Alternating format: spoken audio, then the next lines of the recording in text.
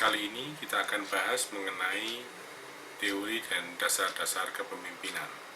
Bersama saya Nur Agustinus, kita akan bahas mengenai apa itu kepemimpinan. Pertama, kita akan lihat definisi kepemimpinan.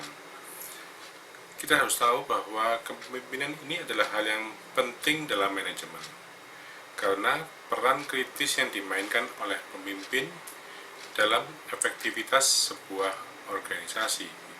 Seperti mana kita ketahui, dalam manajemen kita harus bisa membuat perencanaan, pengorganisasian, pengarahan, dan juga pengendalian dalam rangka mencapai tujuan secara efektif dan efisien.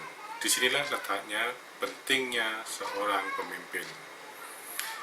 Kepemimpinan dapat didefinisikan sebagai proses mempengaruhi dan mengarahkan sebuah aktivitas yang berkaitan dengan tugas seperti pertama, menegakkan disiplin, kedua, melaksanakan tugas dengan benar, ketiga, mengarahkan kelompok, dan yang keempat, memberikan motivasi. Sumber-sumber kekuasaan yang diperoleh dari seorang pemimpin itu bisa beraneka ragam.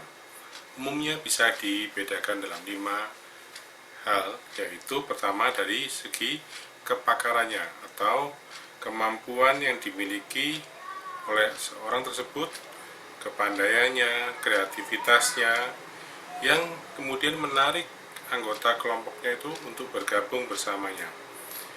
Jadi sumber kepakaran ini bisa dari juga pendidikan, pengalaman, dan intinya adalah bahwa anggota kelompoknya menerima dia karena dia dianggap memiliki kepakaran. Yang kedua adalah yang sifatnya paksaan atau force power. Dalam beberapa sumber lain disebut coercive power, yaitu melalui penunjukan ataupun kekuasaan seseorang yang diberikan oleh orang lain yang lebih tinggi biasanya. Jadi misalnya seorang pimpinan sebuah perusahaan memilih si A menjadi kepala regu, menjadi manajer. Nah, itu adalah sebuah kepemimpinan atau posisi pemimpin yang diperoleh melalui bentuk-bentuknya paksaan. Kemudian yang ketiga adalah balasan atau reward power, yang menunjukkan bahwa seorang pemimpin atau dijadikan menjadi pemimpin karena kontribusinya yang sudah diberikan. Ada banyak contoh, misalnya ketika seseorang sudah banyak melakukan aktivitas, kegiatan, dan kemudian membantu banyak orang, kemudian dia diangkat menjadi pemimpinnya. Yang keempat adalah legitimasi. Legitimasi ini merupakan sebuah power atau kekuasaan sebagai pemimpin yang diperoleh melalui keputusan atau pemilihan dari anggota kelompok. Jadi pemimpin ini memiliki legitimasi. Biasanya terjadi pada organisasi politik, serikat pekerja, organisasi kesenian, olahraga, dan sebagainya. Jadi pemimpin ini dijadikan pemimpin karena dia dipilih oleh anggota kelompoknya. Dan yang kelima adalah reference power atau seseorang yang mendapatkan rekomendasi dari orang lain yang memiliki kewenangan. Jadi ini berbeda dengan yang kedua tadi, yaitu force power, di mana ada paksaan. Di sini ada yang sifatnya merupakan rekomendasi dan kemudian diterima oleh anggota kelompoknya. Lalu kepemimpinan yang efektif itu memiliki beberapa kriteria. Pertama, dia harus mampu memutuskan memecahkan masalah, mampu merencanakan menetapkan prioritas, mampu memotivasi, mampu berkomunikasi, mampu melakukan presentasi atau pidato, mampu mengajar, mentransfer pengetahuan, mampu menangani konflik, dan mampu membimbing. Nah, ini adalah 8 hal yang kiranya bisa membuat seorang menjadi pemimpin yang efektif. Ada 3 faktor situasional yang menentukan apakah seseorang memiliki peluang menjadi pemimpin yang efektif, yaitu pertama, hubungan pemimpin anggota yang mengacu pada tingkat keyakinan, kepercayaan, rasa hormat, para pengikutnya terhadap pemimpin tersebut. Sebab kalau tidak ada kepercayaan, tidak ada rasa hormat, maka hubungan pemimpin dan bawahan ini akan tidak bisa efektif. Kedua, struktur tugas, di mana dimensi ini mencakup komponen misalnya kejelasan tujuan, pemecahan masalah, pembuktian keputusan, keterincian keputusan. Jadi, dalam sebuah organisasi yang biasanya tidak memiliki kejelasan tujuan, tidak adanya katakanlah pemecahan masalah yang baik, tidak adanya pembagian tugas yang baik, akan menyebabkan kekacauan. Dan ini membuat pemimpin tersebut tidak bisa efektif. Yang ketiga, kekuasaan posisi, yaitu faktor situasi yang dirancang untuk menentukan berapa banyak kekuasaan yang dimiliki seseorang yang melakukan suatu pekerjaan tertentu. Disinilah pentingnya ada hak dan kewajiban, adanya batasan-batasan dari seorang pemimpin. Kini kita akan bahas mengenai gaya kepemimpinan. Jadi gaya kepemimpinan adalah cara yang disenangi atau digunakan pemimpin dalam memengaruhi orang lain. Jadi caranya bisa beraneka ragam, umumnya ada 3 macam gaya, yaitu pertama adalah gaya kepemimpinan otoriter, gaya demokratis, dan yang liberal, yaitu laissez-faire. Kriteria atau ciri-ciri gaya otoriter, pertama, wewenang mutlak terpusat pada pemimpin. Keputusan dan kebijakan dibuat oleh pemimpin, jadi sifatnya dari atas ke bawah, top down. Komunikasi berlangsung satu arah, kemudian pengawasan dilakukan secara ketat. Prakarsa dari atas dan tanpa kesempatan bawahan untuk memberikan saran. Jadi perintah hanya dari atas, bawahan tidak boleh komentar atau tidak diberikan kesempatan untuk memberikan saran. Biasanya ini akan lebih menuai banyak kritik daripada pujian. Jadi pimpinan menuntut kesetiaan dari anggotanya dan prestasi yang sempurna, dan memang tanggung jawab keberhasilan dari organisasi ini dipikul oleh pimpinan.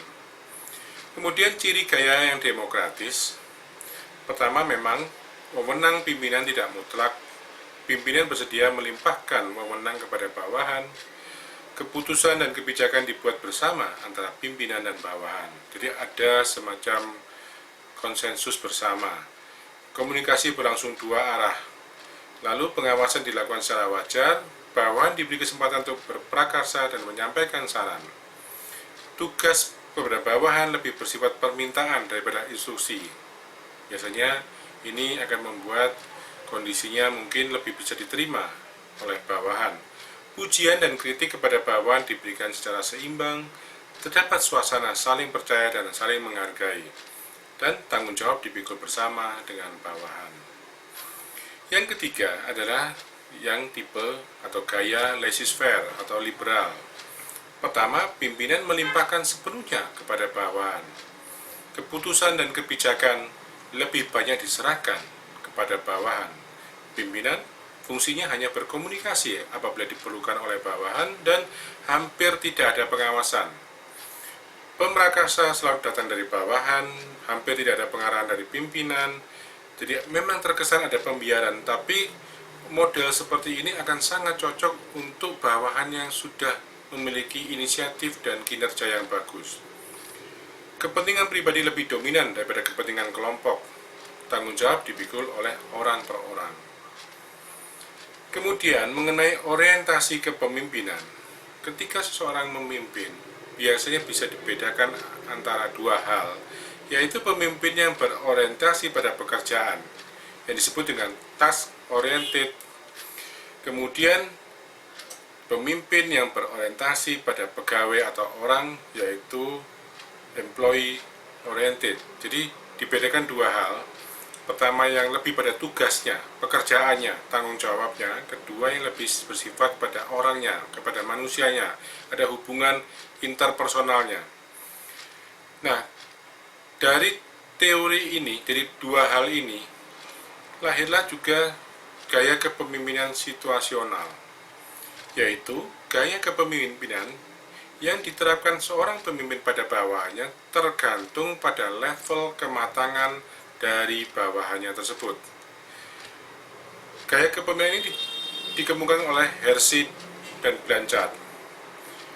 Jadi di sini kita harus melihat bahwa kematangan bawahan itu didefinisikan sebagai kemampuan dan kemauan orang-orang untuk memikul tanggung jawab dalam menyelesaikan tugasnya.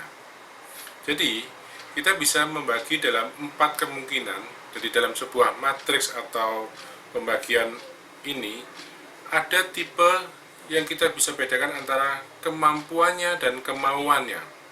Ada orang yang mampu, ada orang yang tidak mampu, ada orang yang mau, dan ada orang yang tidak mau. Dengan demikian, kita bisa mendapatkan ada kemungkinan orang yang mampu dan mau. Tapi ada juga yang mampu, namun dia tidak mau. Lalu ada yang tidak mampu tapi mau, dan juga kemungkinan sudah tidak mampu, dia tidak mau. Nah, di sini Hersey dan Blanchard ini mengatakan bahwa pemimpin yang efektif itu dia bisa mengubah gayanya secara situasional atau tergantung situasinya. Misalnya, kepada bawahannya yang tidak mampu dan tidak mau, maka gaya kepemimpinannya adalah bersifat telling. Telling ini adalah memberitahukan, menunjukkan, memimpin, menetapkan. Jadi boleh dapat disamakan dengan gaya kepemimpinan yang otoriter, yang dari atas ke bawah. Lalu, kalau tidak mampu tapi mau, itu bersifat consulting. Consulting artinya menjual, ya, dia merayu, mengarahkan, membujuk, memperjelas. Ini adalah gaya yang harus digunakan ketika menjumpai atau dia berhubungan dengan bawahan yang tidak mampu tapi mau. Jadi sebetulnya sudah ada itikat baik untuk bekerja, untuk bersama-sama menghasilkan suatu kinerja, tapi orang tersebut masih belum memiliki kemampuan. Namun bagi orang-orang bawahan yang mampu namun tidak mau, teori gaya kepemimpinan situasional ini mengatakan bahwa sebaiknya digunakan cara yang bersifat partisipatif atau berperan serta dari pemimpinnya. Jadi pemimpin harus bisa mengikutsertakan, memberi semangat kerjasama. Ada supporting. Dan bagi yang sudah mampu dan mau, sifatnya adalah delegating. Delegating mungkin hampir mirip dengan laissez-faire, jadi semua diserahkan kepada bawahan. Jadi di sini fungsi pemimpin kemudian lebih pada pengamatan, pengawasan. Ya. Jadi ada beda-beda.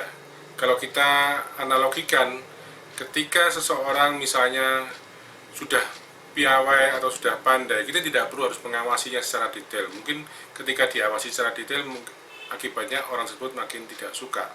Jadi disitulah pentingnya bahwa ketika kita memimpin, kita lihat situasinya dari mana? Dari kematangan bawahan kita, kematangan dari segi kemampuan dan kemauan orang tersebut. Nah, masa kepemimpinan ini kita juga memiliki seorang guru bangsa, yaitu Bapak Ki Hajar Dewantara, di mana ada sebuah semboyan dalam bahasa Jawa yang berbunyi ing ngarso sung tulodo ing madya mangun karso tutwuri handayani. Artinya di depan memberi contoh, di tengah memberi semangat, dan di belakang memberi dorongan. Demikian tentang kepemimpinan, semoga bisa memberikan manfaat dan bisa diaplikasikan dalam proses kita mengelola sebuah perusahaan. Bersama saya Nur Agustinus, semoga bermanfaat.